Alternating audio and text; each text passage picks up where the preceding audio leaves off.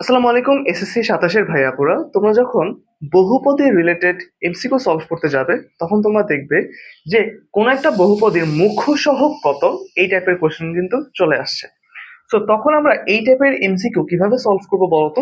এটার জন্য অলওয়েজ মনে রাখবা যে আমাদের যেই বহুপদীটা দেওয়া থাকবে সেটার যে চলক আছে x Y Z A B C D, যেই চলকই থাকুক না কেন, তার যে সর্বোচ্চ পাওয়ার,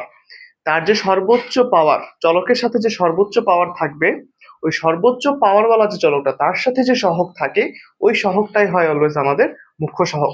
অর্থাৎ মুখ্য সহগ মানে হচ্ছে সর্বোচ্চ ঘাতওয়ালা যে চলকটা আছে তার যে সহগ। তাহলে এখানে আমরা দেখো 2 পাচ্ছি, 3 পাচ্ছি, 4 পাচ্ছি।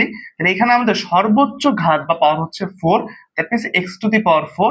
এক্স টু দি পাওয়ার 4 এর সাথে আমাদের যে সহগটা আছে সেটা হচ্ছে কি চিহ্ন সহ -3, তাই না? তাহলে এই জন্য -3টা হবে আমাদের হচ্ছে মুখ্য সহগ।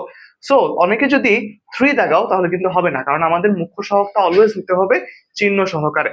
এজন্য যখন মুখ্য সহগ বের করতে পারবে সর্বোচ্চ পাওয়ার দেখবো, সাথে আমাদের সহগ অর্থাৎ নাম্বারটা চিহ্ন সহ কে দেওয়া আছে সেটা দেখে আমরা কিন্তু সহজে অ্যান্সার বের করে ফেলতে পারি। Thank you.